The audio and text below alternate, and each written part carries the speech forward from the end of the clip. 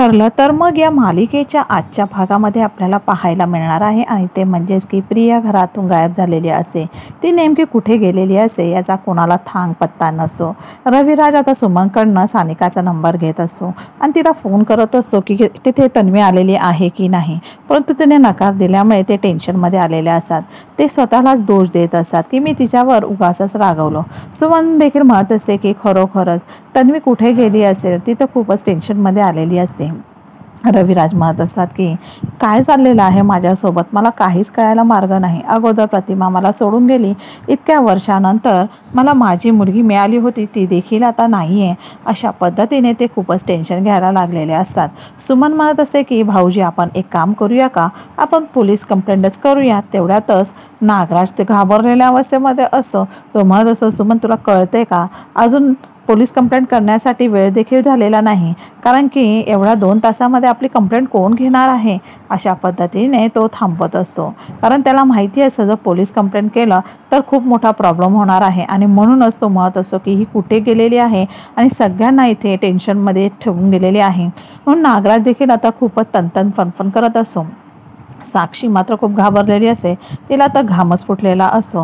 ही कुठे गेलेली आहे प्रिया काय माहिती, आणि आपल्याला अशा पद्धतीने तिने फसवून गेलेली आहे. महिपत म्हणत असतो की अगं तू का घाबरते आहे, तुझा बाप अजून जिवंत आहे, तुला काहीही घाबरण्याची गरज नाही आहे. साक्षी म्हणत असते की कसं नको घाबरू, तिने माझं नाव घेतलेलं आहे, तुम्हाला कळतंय का.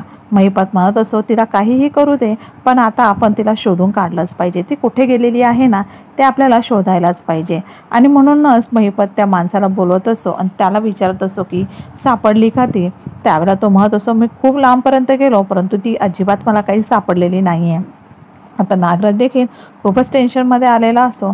तो म्हणत असतो की खरोखर हिने हा व्हिडिओ पाठवून खूप मोठी चुकी केलेली आहे, तिचं काय डोकं फिरलेलं आहे की काय हिच्या डोक्यामध्ये काय काय चालतं ना काहीच कळायला मार्ग नाही, असं नागराज देखील म्हणत असतो. आणि म्हणूनच महिपत त्याच्या माणसांना म्हणत असतो की लवकरात लवकर तिला शोधा, कारण की तो व्हिडिओ जर अर्जुनच्या हाती लागला तर काही खरं नाही.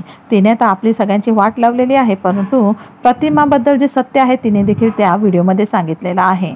जर आपल्याला आजूबाजूच्या लोकांनी हे जर सत्य कळलं तर ते आपल्याला जिवंतच मारतील की काय, असं महिपत नागराजला म्हणत असतो आणि साक्षीला देखील म्हणत असतो. आता दुसरीकडे मात्र अर्जुनला तन्वीने म्हणजेच प्रियाने एक व्हिडिओ पाठवलेला असतो. तो व्हिडिओ बघितल्यानंतर येथे अर्जुन खूप घाबरलेला असतो. तर घरातील सर्वांना बोलवतो. कल्पना म्हणत असते की अरे तुझे बाबा खूप थकलेले आहेत, त्यामुळे ते काही येऊ शकत नाही, पण तू आम्हाला सांग ना नक्की काय झालेलं आहे. आणि तो प्रियाचा जो काही पाठवलेला व्हिडिओ असतो तो सगळ्यांना दाखवतो. सगळेजण आता विचार करायला लागलेले असतात. आता मग कल्पना म्हणत असते की असं कर ना, तू रविराज भाऊजींना फोन कर ना, तिथे काय चाललेलं आहे ते आपल्याला कळेल. मग लगेच रविराजला अर्जुन फोन करत असतो आणि म्हणत असतो की तन्वी कुठे आहे. तो काहीच बोलत नसतो आणि मग त्याला कळलेलं असं की काहीतरी प्रॉब्लेम झालेला आहे.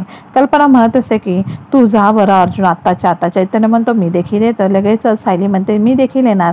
मग कल्पना म्हणते असं करा तुम्ही सगळ्यांनी जा, मी घरी थांबते, कारण की पूर्णाजी ज्या वेळेला उठतील त्यावेळेला त्यांना काय उत्तर देऊ, म्हणून मी येथे थांबणं खूप गरजेचं आहे.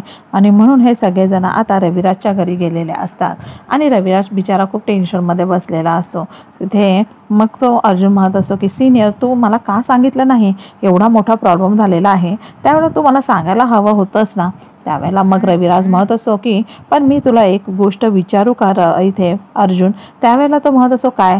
तो म्हणे की तुम्हाला कोणी सांगितलं की प्रिया गायब झालेली आहे, म्हणजे तन्वी गायब झालेली आहे. त्यावेळेला तो म्हणत असतो की नाही तिने ना मला एक व्हिडिओ पाठवलेला आहे. अगे रविराज म्हणत असतो मला दाखव ना तो व्हिडिओ. नागराज मात्र तेथेच उभा असतो, त्याला तर अक्षरशः घाम फुटलेला असतो. तो म्हणत असतो की म्हणजे ह्या मुलीने अर्जुनला देखील तो व्हिडिओ पाठवलेला आहे, आता तर आपलं काहीच खरं नाही. रविराज म्हणत असतो प्लीज अर्जुन मला तो व्हिडिओ दाखव ना.